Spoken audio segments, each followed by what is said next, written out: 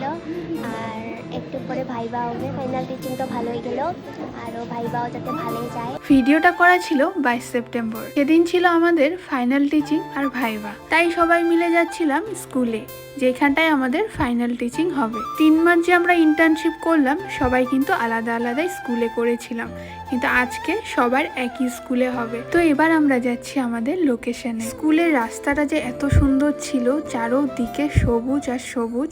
স্কুলটার চারোদিকে ধান ক্ষেত, মিডিল দিয়ে ছোট্ট একটা রাস্তা ছিল, তো ওখান দিয়েই সবাই যাচ্ছিলাম। যাওয়ার পথে কিন্তু স্টুডেন্টদের সঙ্গেও দেখা হলো, আর ওরা আমাদের দেখে অনেক খুশি হয়েছিল, কারণ আজকে ওদের স্কুলে অনেক স্যার ম্যামরা যাবে। কিন্তু আমাদের সবার মধ্যে কিন্তু একটু ভয় লাগছিলই, কারণ আজকে হবে আমাদের ফাইনাল টিচিং ভাইবা।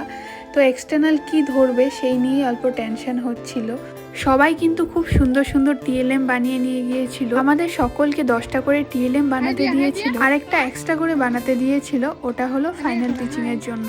তো টোটাল আমরা সবাই 11টা করে টিএলএম বানিয়ে নিয়ে গিয়েছি। তারপর 11টা করে লেসন প্ল্যানও আমরা বানিয়েছি। তো লেসন প্ল্যান অনুযায়ী আমরা কিন্তু টিএলএম গুলো করেছিলাম।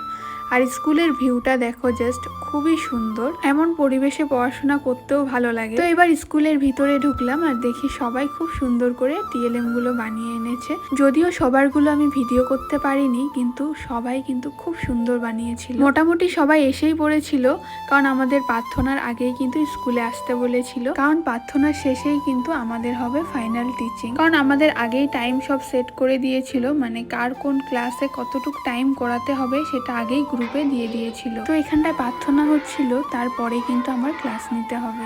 তো আমার পড়েছিল ক্লাস 1। তো আমি ক্লাস 1-এর অ্যাসামিক জিওটি পার্টটা নিয়েছিলাম। সেই পার্ট অনুযায়ী আমি একটা টিএলএম বানিয়েছিলাম, সেখানটায় পরিয়ালের পরিচয় ছিল। যেহেতু আমার ক্লাস 1 ছিল, তো সবাই ছোট ছোট স্টুডেন্ট ছিল, তো ওদের সঙ্গে খুব ভালো করে আমি ক্লাসটা করলাম। তারপর স্কুলের সামনে যে ধান ক্ষেতটা ছিল, ওখানটায় গিয়ে অল্প ভিডিও করলাম। আর দেখো গাছে কত সুন্দর ফুল ফুটেছিল।